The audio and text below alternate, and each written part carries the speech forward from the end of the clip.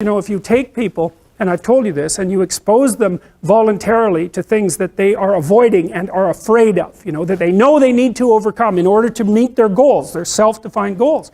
If you can teach people to stand up in the face of the things they're afraid of, they get stronger.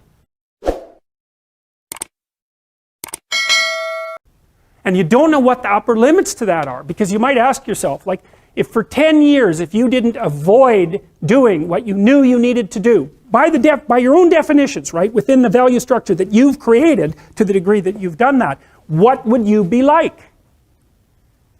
Well, you know, there are remarkable people who come into the world from time to time, and there are people who do find out over decades-long periods what they could be like if they were who they were, if they spoke their being forward. And they get stronger and stronger and stronger, and we don't know the limits to that. We do not know the limits to that. And so you could say, well, in part, perhaps the reason that you're suffering unbearably can be left at your feet, because you're not everything you could be, and you know it. And of course, that's a terrible thing to admit, and it's a terrible thing to consider, but there's real promise in it, right? Because it means that perhaps there's another way that you could look at the world, and another way that you could act in the world, so what it would reflect back to you would be much better than what it reflects back to you now. And then the second part of that is, well, imagine that many people did that, because we've done a lot as human beings. We've done a lot of remarkable things, and I've told you already, I think before, that today, for example, about 250,000 people will be lifted out of abject poverty, and about 300,000 people attached to the electrical power grid. We're lifting people out of poverty collectively at a faster rate that's ever occurred in the history of humankind by a huge margin. And that's been going on unbelievably quickly since the year 2000. The UN had planned to have poverty between 2000 and 2015, and it was accomplished by 2013. So there's inequality developing in many places, and you hear lots of political agitation about that. But overall, the tide is lifting everyone up, and that's a great thing, and we have no idea how fast we could multiply that if people got their act together and really aimed at it. Because, you know, my experience is with people that we're probably running at about 51% of our capacity. I mean, you can think about this yourselves. I often ask undergraduates how many hours a day you waste, or how many hours a week you waste, and the classic answer is something like 4 to 6 hours a day. You know, inefficient studying, watching things on YouTube that not only do you not want to watch, that you don't even care about, that make you feel horrible about watching after you're done. That's probably 4 hours right there. You know, you think, well, that's 25 hours a week, it's 100 hours a month, that's 2.5 full work weeks, it's half a year of work weeks per year. And if your time is worth $20 an hour, which is a radical underestimate, it's probably more like 50 if you think about it in terms of deferred wages. If you're wasting 20 hours a week, you're wasting $50,000 a year. And you are doing that right now. And it's because you're young, wasting $50,000 a year is a way bigger catastrophe than it would be for me to waste it, because I'm not going to last nearly as long. And so if your life isn't everything it could be, you could ask yourself, well, what would happen if you just stopped wasting the opportunities that are in front of you? You'd be who knows how much more efficient. 10 times more efficient. 20 times more efficient. That's the Pareto distribution. You have no idea how efficient people get. It's off the charts. Well, and if we all got our act together collectively and stopped making things worse, because that's another thing people do all the time, not only do they not do what they should to make things better, they actively attempt to make things worse because they're spiteful or resentful or arrogant or deceitful or homicidal or genocidal, or all of those things all bundled together in an absolutely pathological package. If people stopped really, really trying just to make things worse, we have no idea how much better they would get just because of that. So there's this weird dynamic that's part of the existential system of ideas between human vulnerability, social judgment, both of which are major causes of suffering, and the failure of individuals to adopt the responsibility that they know they should adopt. And that's the thing that's interesting too, is that, and like another thing I've often asked my undergraduate classes is, you know, there's this idea that people have a conscience. And you know what the conscience is. It's this feeling or voice you have in your head just before you do something that you know is stupid, telling you that probably you shouldn't do that stupid thing. You don't have to listen to it, strangely enough.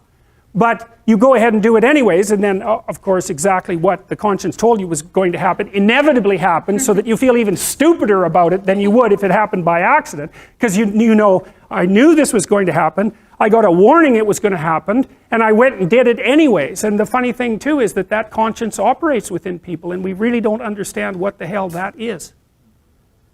So you might say, well, what would happen if you abided by your conscience for 5 years or for 10 years? What sort of position might you be in? What sort of family might you have? What sort of relationship might you be able to forge? And you can be bloody sure that a relationship that's forged on the basis of who you actually are is going to be a lot stronger and more welcome than one that's forged on the basis of who you aren't. Now, of course, that means that the person you're with has to deal with the full force of you in all your ability and your catastrophe, and that's a very, very difficult thing to negotiate. But if you do negotiate it, well, at least you have something, you have somewhere solid to stand, and you have somewhere to live, you have a real life.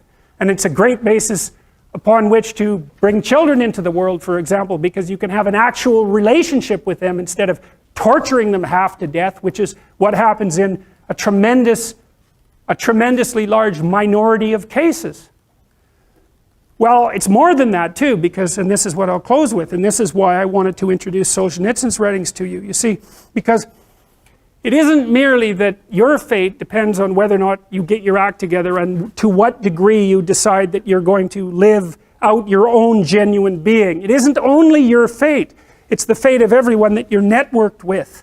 And so, you know, you think, well, there's 9 billion, 7 billion people in the world. We're going to peak at about 9 billion, by the way, and then it'll decline rapidly, but 7 billion people in the world, and who are you? You're just one little dust mote among that 7 billion, and so it really doesn't matter what you do or don't do, but that's simply not the case. It's the wrong model, because you're at the center of a network. You're a node in a network. Of course, that's even more true now that we have social media. You'll know 1,000 people, at least over the course of your life. And they'll know 1,000 people each, and that puts you one person away from 1,000,000, and two persons away from 1,000,000,000. And so that's how you're connected, and the things you do, they're like dropping a stone in a pond. The ripples move outward, and they affect things in ways that you can't fully comprehend, and it means that the things that you do and that you don't do are far more important than you think. And so if you act that way, of course, the terror of realizing that is that it actually starts to matter what you do. And you might say, well, that's better than living a meaningless existence. It's better for it to matter. But I mean, if you really asked yourself, would you be so sure if you had the choice? I can live with no responsibility whatsoever. The price I pay is that nothing matters. Or I can reverse it and everything matters. But I have to take the responsibility that's associated with that. It's not so obvious to me that people would take the meaningful path. You know, when you say, well, nihilists suffer dreadfully because there's no meaning in their life, and they still suffer. Yeah, but the advantage is they have no responsibility.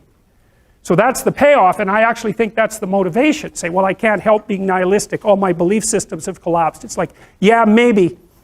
Maybe you've just allowed them to collapse because it's a hell of a lot easier than acting them out. And the price you pay is some meaningless suffering, but you can always whine about that and people will feel sorry for you, and you have the option of taking the pathway of the martyr, so that's a pretty good deal, all things considered, especially when the alternative is to bear your burden properly and to live forthrightly in the world. Well, what Solzhenitsyn figured out, and so many people in the 20th century, it's not just him, even though he's the best example, is that if you live a pathological life, you pathologize your society. And if enough people do that, then it's hell. Really. Really. And you can read the Gulag Archipelago if you have the fortitude to do that, and you'll see exactly what hell is like. And then you can decide if that's a place you'd like to visit, or even more importantly, if it's a place you'd like to visit and take all your family and friends. Because that's what happened in the 20th century.